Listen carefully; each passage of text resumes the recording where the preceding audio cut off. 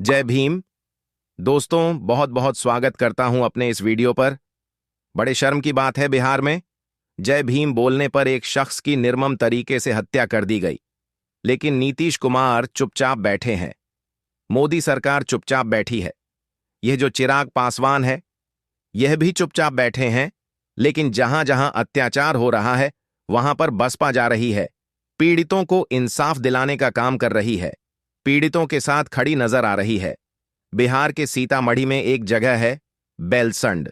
वहां के ward number 1 में अवधेश पासवान नाम के शख्स ने जय भीम बोला। उसके बाद कट्टरपंथियों ने उनकी निर्मम तरीके से हत्या कर दी। बड़ा सवाल यह है, क्या बिहार में, इस देश में जय भीम बोलना गुनाह है? आखिर वो पार्टियां कहां हैं जो अंबेडकर को अपना आदर्श मानती हैं, जो खुद को अंबेडकरवादी कहती हैं? इस पूरे घटना को लेकर किसी ने संज्ञान लिया है तो वो हैं बसपा सुप्रीमो मायावती जी। आगे जानेंगे कि मायावती जी ने इन मनुवादियों के साथ क्या किया। आप लोग इस वीडियो को अधिक से अधिक लोगों तक पहुंचाने में हमारी मदद करें। इसके लिए आप लोग इस वीडियो को लाइक, शेयर और हमारे चैनल को सब्सक्राइब कर सकते हैं, जिससे वीडियो का एंगेजमेंट बढ़ेगा और यूट्यूब हमारी वीडियो को आगे भेजेगा। चलिए वीडियो को शुरू करते हैं। खबर यह आ रही है कि मायावती जी ने पीड़ित परिवार से फोन पर भी बात की है। मायावती जी को जैसे पता चला कि सीतामढ़ी में इस तरह की वारदात हुई है, वो भावुक हो गई और उन्होंने तुरंत अपने बिहार प्रभारी रामजी गौतम को उस स्थल पर, घटना स्थल पर भेजा और उन्होंने पीड़ित परिवार से मुलाकात की और पीड़ित परिवार को इंसाफ दिलाने की बात कही। खास तौर से जो बिहार के एसपी, सीतामढ़ी के एसपी हैं, उनको भी फोन लगा दिया और कहा कि इस परिवार को किसी भी कीमत पर इंसाफ मिलना चाहिए। लेकिन दोस्तों, बड़ा सवाल यही है, क्या इस देश में जय भीम बोलना गुनाह है? और वो लोग कहां गए जो खुद को अंबेडकरवादी कहते हैं, खुद को अंबेडकराइट कहते हैं कि हम बाबा साहेब के रास्ते पर चल रहे हैं? बिहार में किसकी सरकार है? बिहार में बीजेपी और जेडीयू की सरकार है, नीतीश की सरकार है, भारतीय जनता पार्टी की सरकार है। लेकिन उसी सरकार में देखिए, जय भीम बोलने वालों के साथ किस तरीके से अत्याचार हो रहा है। कुछ तस्वीरें मैं आपको दिखाना चाहता हूं। इन तस्वीरों को देखिए। जब वहां रामजी गौतम गए थे मुलाकात करने, तो देखिए पीड़ित परिवार की हालत क्या है। दोस्तों, ये पीड़ित परिवार डरा सहमा हुआ है। अब सोचिए, जब इस तरह की वारदात वहां हो रही है, तो क्या आने वाले दिनों में उस इलाके में क्या कोई जय भीम बोल पाएगा? मुझे तो नहीं लगता कि कोई जय भीम बोल पाएगा। जब किसी की जान ही ले ली जाएगी, जय भीम बोलने पर हत्या कर दी जाएगी, तो आप समझ सकते हैं कि बाबा साहब से, इस संविधान से लोगों को कितनी दिक्कत है।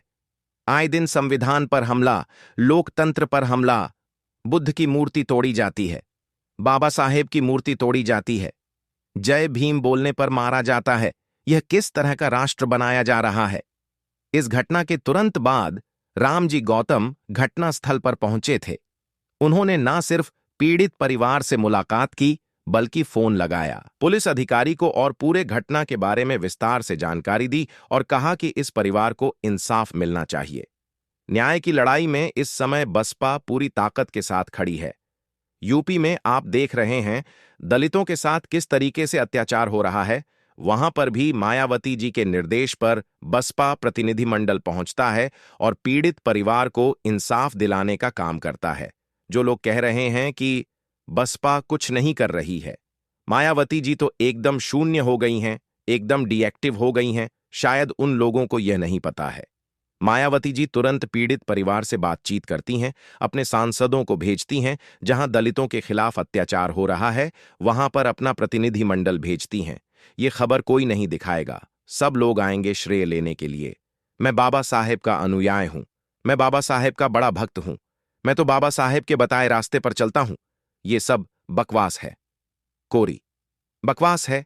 एक ही पार्टी इस समय दिखाई दे रही है जो बाबा साहेब के रास्ते पर चल रही है, वो है कांशीराम जी की पार्टी, मायावती जी की पार्टी बीएसपी। बीएसपी इस समय मैदान में है, बिहार से लेकर उत्तर प्रदेश तक और दक्षिण भारत में भी बीएसपी का विस्तार हो रहा है।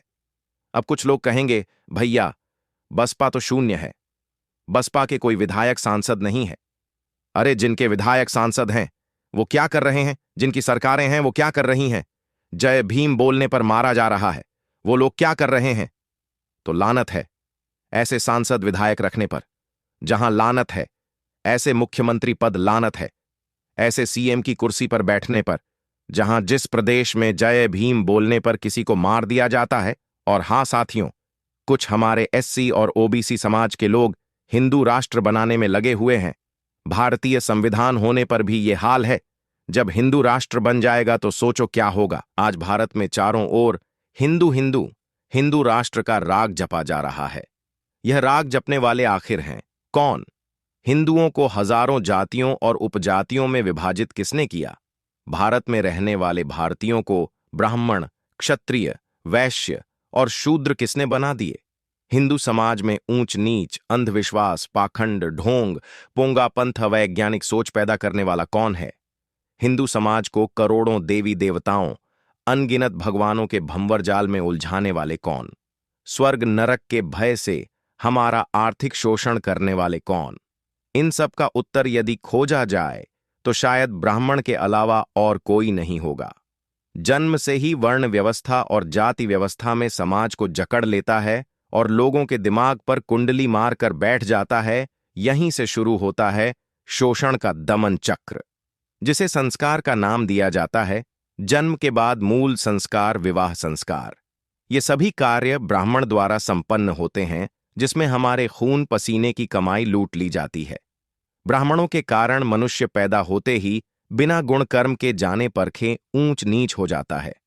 बिल्कुल मूर्ख, पागल, विकलांग, बदसूरत बच्चा यदि ब्राह्मण के घर जन्म लेता है तो पूज्य और सम्मानीय, तथा शूद्र के घर जन्मा लाख गुणों से ओतप्रोत, होनहार, अछूत और अवमाननीय कहलाता है। एक तरफ ये गुण कर्म की बात करते हैं, दूसरी तरफ शंबूक की हत्या, एकलव्य का अंगूठा काटकर कर्ण को सूतपुत्र कहकर अपमानित करते हैं। यदि कर्म के आधार पर जातियां बनी हैं तो फिर जाति के आधार पर जन्म से जाति क्यों नाम दिया गया? एक ब्राह्मण चपरासी अपने को पंडित ज्ञानी कहता है और एक शूद्र अध्यापक, जो पूज्य होना चाहिए, यादव, धानुक, चमार पुकार कर उसका तिरस्कार किया जाता है। यह ऐसा इसलिए हुआ है कि हमारे समाज ने विवेक का इस्तेमाल न करते हुए ब्राह्मणों को इस व्यवस्था का एकाधिकार सौंप रखा है। यह सब उनके ज्ञान के कारण नहीं, बल्कि हमारे अज्ञान के कारण है। आज भी जन्म से लेकर मृत्युपरांत के सारे कर्मकांड ब्राह्मण ही करवाते हैं। इन सारे कर्मों के लिए शायद सोचने का काम 100% ब्राह्मणों को दिया गया है। क्या हमारे पास सोचने समझने की क्षमता नहीं है?